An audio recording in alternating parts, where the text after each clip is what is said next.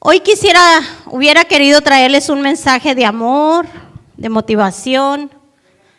Y yo no sé si a usted le pasa, pero que cuando va a predicar usted lee ciertos versículos y dice, no, eso está muy duro para la iglesia. Y dice uno, no, lo van a tomar personal los hermanos. A mí me pasa personalmente de que en veces tengo algo y digo, ay, no, está muy pesado, como que la iglesia no va a aguantar esto. Y he estado orando toda la semana, hermano, de qué traerle. Y en ese pasaje de la Biblia que muchos evitamos, porque no se presta para motivación, hermano. No se presta para que usted diga, gloria a Dios, aleluya. Pero es un pasaje que nos va a confrontar con lo que estamos viviendo. Amén. Y yo sé que a muchos no nos gustan las exhortaciones, pero es necesario, hermano. Es necesario que Dios nos exhorte a través de su palabra. Y yo quiero que habla su Biblia en Hechos 5:1. Y cuando lo tenga, dígame amén.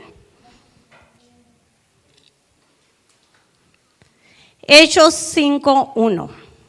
Y dice la palabra del Señor en el nombre del Padre, del Hijo y del Espíritu Santo. Un hombre llamado Ananías también vendió una propiedad y en complicidad con su esposa Zafira se quedó con parte del dinero y puso el resto a disposición de los apóstoles.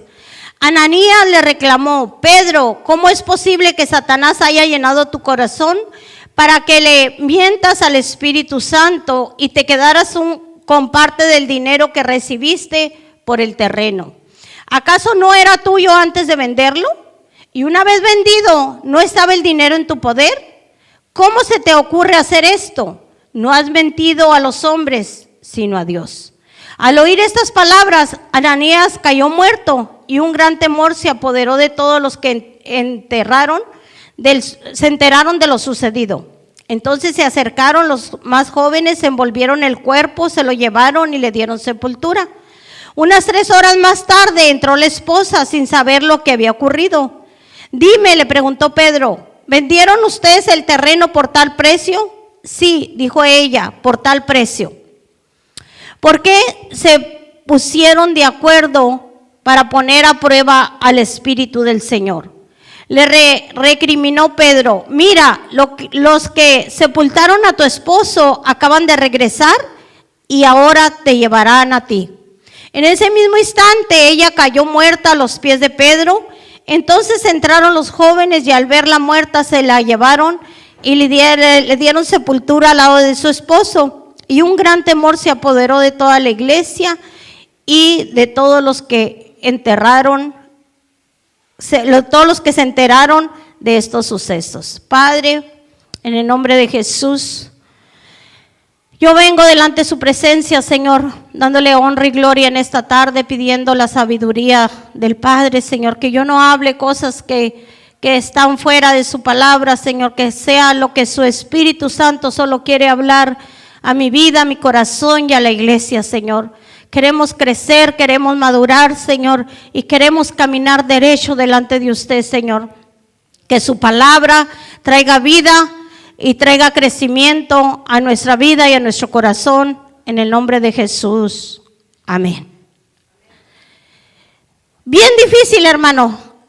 2, 3 veces he dejado esta predicación a un lado y decía, no, está muy fuerte, está pesado. Pero si usted está en la silla, póngase el cinturón. No fue este versículo, hermano, no fue escrito para entretener a nadie, ni para subir el ánimo. Fue escrito para dejar algo claro. El Dios vivo y verdadero que salva, también es el Dios que santifica y su presencia, y no puede ser usado como escenario para aparentar. ¿Cuántas veces nosotros vivimos de apariencia en la iglesia? Tenemos el nombre de cristianos, pero estamos muy lejos de ser cristianos. ¿Qué significa cristiano, hermano? Seguidor de Cristo. ¿Verdaderamente hemos dado el nivel que tenemos que dar? La iglesia, hermano, estaba viviendo un tiempo de unidad. era real, pues había generosidad, temor a Dios y un mover sobrenatural del Espíritu Santo. Era el cumplimiento de la promesa de cuando el Señor se fue y les dijo que se iba, pero se había quedado el Espíritu Santo. Había un avivamiento grande del mover del Espíritu Santo en esa iglesia. Era el mover del Pentecostés, hermano. Pero siempre hay una mosca en la leche. Siempre hay alguien que quiere aparentar lo que no es. La iglesia no era una comunidad perfecta, hermano, pero sí era una comunidad por la realidad que Dios estaba ahí. Si algo se podía ver era que había un mover del Espíritu Santo grande. Dice que en ese tiempo todos vendían sus propiedades y todos tenían en común, hermano. Había una unidad muy hermosa y justamente en ese ambiente aparece un peligro que no venía de afuera, sino venía de adentro. ¿Cuántos en veces tenemos miedo a lo peligro que viene de allá afuera? Y decimos, Señor, hay que cerrar la puerta para que no vaya a llegar la migra. Pero ¿cuántos vemos el peligro que hay aquí adentro? Nunca vemos el peligro que hay aquí adentro. Y realmente no conocemos el corazón de cada uno. Todos nos decimos ser cristianos. Todos decimos amar a Dios. Pero en veces, hermano, estamos muy lejos de la realidad. El deseo de verse espiritualmente sin serlo, cuánto nos pasa que aparentamos ser algo que no somos. Que estamos como Naamán, hermano. En el trabajo Naamán tenía un traje, tenía un chaleco, era general y se miraba fuerte como un general, con autoridad. Pero llegaba a su casa, se quitaba el chaleco y estaba leproso. Nosotros tenemos que ser genuinos en la casa, en el trabajo, en la iglesia, porque nuestra relación no es con el pastor, nuestra relación no es para que el hermano nos vea bien, nuestra relación es con el Señor. Ananías y Zafira venden la heredad, pero nadie los obligó, hermano, nadie los presionó, pues la ofrenda no era un requisito para pertenecer a la iglesia. El punto no es que ni siquiera haya decidido dar una parte. No se trata de eso. No se trata de dinero, hermano. El punto es que quisieron la gloria de la entrega completa y buscaban reconocimiento con mentiras.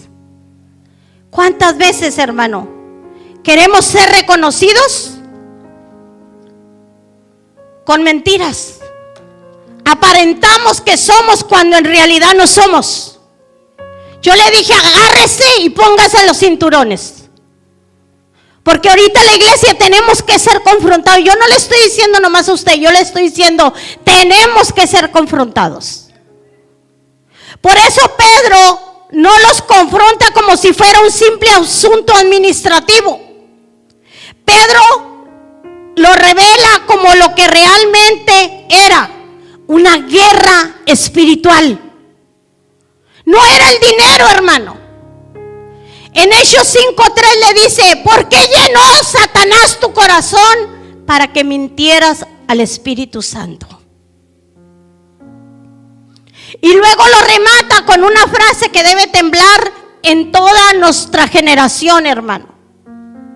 En Hechos 5:4 le dice, no has mentido a los hombres, sino a Dios. Aquí está el centro del mensaje, hermano. La hipocresía no es un pecado social, sino es un pecado espiritual. Ser hipócrita, hermano, no es un pecado social, es espiritual. Aparentar algo que no somos. Usted podrá engañar al pastor, a la gente, pero a Dios jamás lo va a poder engañar. Y esta es una palabra de confrontación, hermano, porque si viene el Señor, usted se va a quedar esperando que sea levantado y no va a ser levantado ni al techo de la iglesia. Porque hasta para subir al techo de la iglesia necesita escalera. No es solo fallarle a la gente, hermano.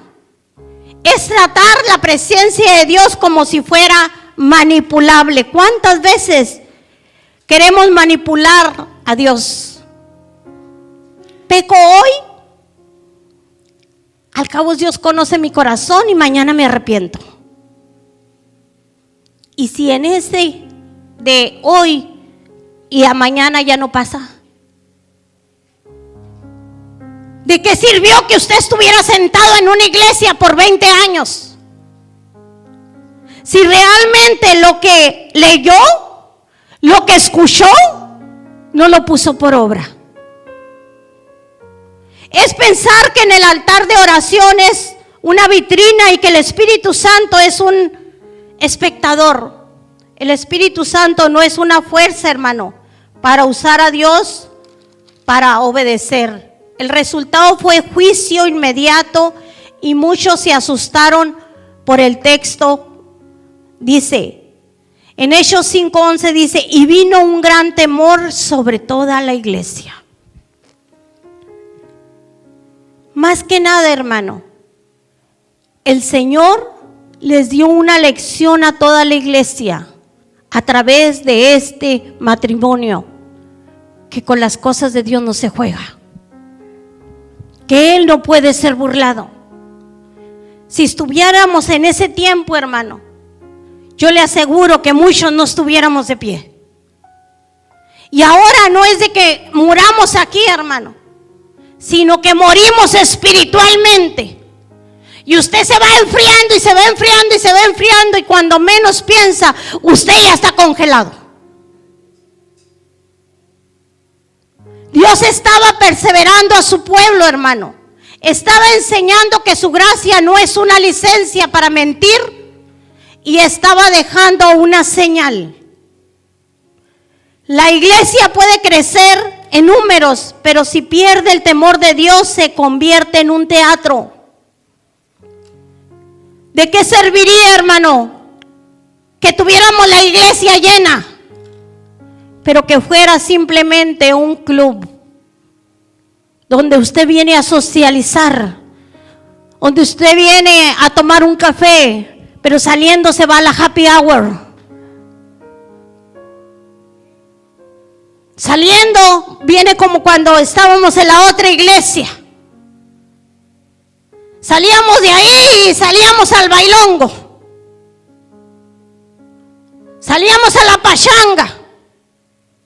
Y usted puede salir y pasearse y disfrutar sin perder la identidad de lo que usted es. Un cristiano verdadero y genuino. El ser hipócrita, hermano.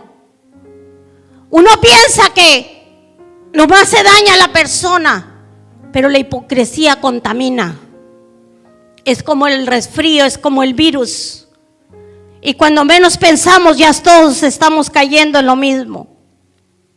Aquí viene el paralelismo con la iglesia de hoy. Porque Ananías y Zafira no son solo dos hombres antiguos, son un espejo para una generación que aprendió a hablar el lenguaje cristiano. Ellos, hermano, eran parte de la iglesia. Sabían decir amén, sabían decir gloria a Dios, sabían decir aleluya, pero su corazón estaba lejos del Señor. Sabían publicar versículos. En aquel entonces no había Facebook, ni había Instagram, ni había TikTok, pero sí sabían recitar versículos.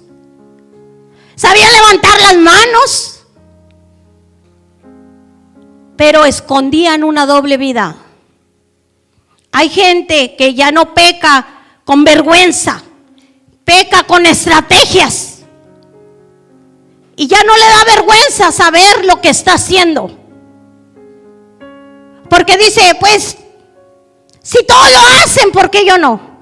Usted no es del montón. Usted es un hijo llamado a vivir en santidad. Usted es un hijo apartado. Usted tiene que ser un ejemplo para sus hijos, para su casa, para su iglesia, para su trabajo, para donde usted se dirija. ¿Sabe por qué la gente ahorita no quiere buscar a Dios? Por culpa de usted y mía, que hemos dado mal testimonio allá afuera. Y dicen, para ser como ellos, mejor me quedo donde estoy. Porque son unos hipócritas, porque no tienen amor, porque no tienen eso, porque no tienen lo otro, porque esto, y porque esto, y porque esto. Usted y yo somos los representantes de Dios, de aquí en la tierra, de Dios. Ya no fallan por debilidad, fallan por conveniencia. Y aún así quieren honra, quieren plataforma, quieren aplausos y quieren que se le acepte así como está viviendo. Una vez vino un pastor aquí, hermano, y yo le dije a mi esposo, en aquel entonces estaba mi esposo aquí, es la primera vez y la última vez que llega ese hombre. Y me dijo, ¿por qué? Siempre mi esposo me decía que tenía ojos acá en la espalda y enfrente. Le dije, hay algo que no me gusta en ese hombre. Y déjalo predicar ahora, pero no vuelve. Y no volvió. Y de verdad en ese instante yo no sabía. Pero el Espíritu Santo me hizo saber que había algo en él. Y me puse a investigarlo, como lo hago antes que venga un predicador. Yo lo investigo, hermano. Me meto a su Facebook y me meto a las conversaciones de todos los que le mandan. En una ocasión desmascaré a un pastor por muchas cosas que había hecho de años, que la policía de Juárez no lo pudo descubrir y yo lo descubrí. Así es que agárrese. Y le dije a mi esposo, no vuelve. ¿Y sabe qué? Descubrí que ese pastor era alcohólico. Sin querer, un día llegué a una clínica Ciudad Juárez y estaba una señora platicando ahí y era hermana de ese pastor. Y empecé a escuchar y a oír muchas cosas.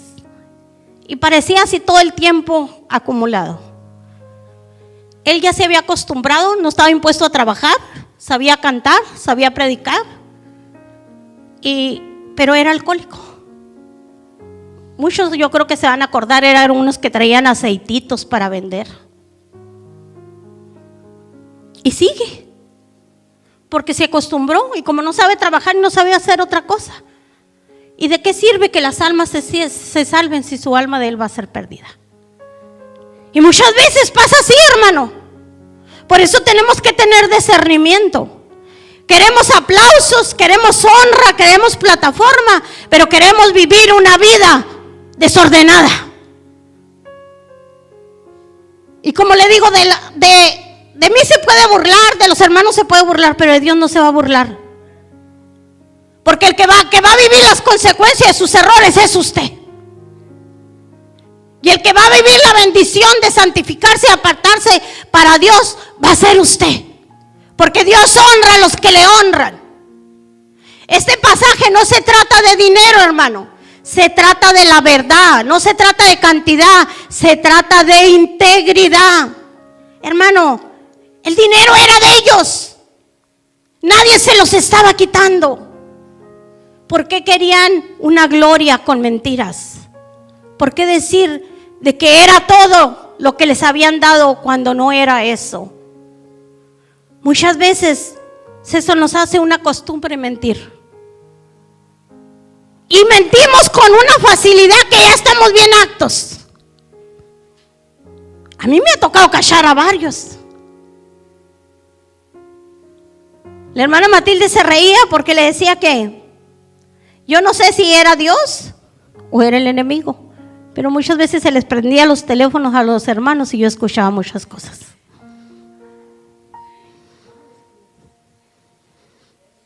Y muchas veces los oía hablar de mí cuando estaba el teléfono prendido. Y una vez le dije a mi esposo, yo me voy a confrontar. Me dijo, te callas. Pues como buena esposa me callé. Y lo seguí amando y lo sigo amando. Pero ahorita no están aquí. Porque murieron espiritualmente, hermano. Y no por hablar de mí, sino porque se les hizo costumbre hablar de uno, de otro, de otro, de otro, de otro. Dios no estaba buscando iglesia perfecta, hermano, pero sí una iglesia sincera. Una iglesia que tiembla cuando peca, hermano. Todos pecamos. Pero el secreto está reconocer nuestro pecado y arrepentirnos. Una iglesia que corre al arrepentimiento. No era la excusa una iglesia donde el Espíritu Santo no es un adorno, hermano, sino el Señor, porque al final lo que mató no es no darlo todo, lo que mató es la mentira a Dios, apariencia de santidad sin temor de Dios. En veces aparentamos ser santos cuando somos diablos. Nomás los cuernos faltan y la cola. Ah, no, no es así el diablo, ¿verdad? Y el traje rojo. El diablo se disfraza con su mejor traje y en veces ni nos damos cuenta. En veces queremos vivir de apariencias como la cizaña. La cizaña crece alta, pero sin fruto. El trigo no crece mucho porque el fruto lo hace inclinarse. El orgullo, la hipocresía nos mantiene altos, pero con fruto vacío como la higuera, fruto silvestre, que no sirve para nada. El que es trigo se humilla, se postra, reconoce su pecado, porque hay frutos del Espíritu Santo en él. El que es trigo tiene el fruto del Espíritu Santo. Si usted ha leído la Biblia, usted me va a ayudar que son los frutos del Espíritu Santo. El primero es amor. El segundo es alegría. El tercero es paz. El cuarto es paciencia. El quinto es amabilidad. El sexto es bondad. El séptimo es fidelidad. El octavo, humildad. Y el noveno, dominio propio. Ahí le va. ¿Cuántos de esos tiene usted? Ahí le va otra vez. ¿Usted tiene amor? No levante la mano, para que no mienta y no se va a morir. ¿Usted tiene alegría? Cuando no hay dinero, cuando no hay para la renta, cuando le duele aquí, le duele allá. ¿Tiene alegría? ¿Tiene paz en medio de la tormenta? Vaya notando cuánto le faltan. Los que no traen libreta en el celular. ¿Tiene paciencia?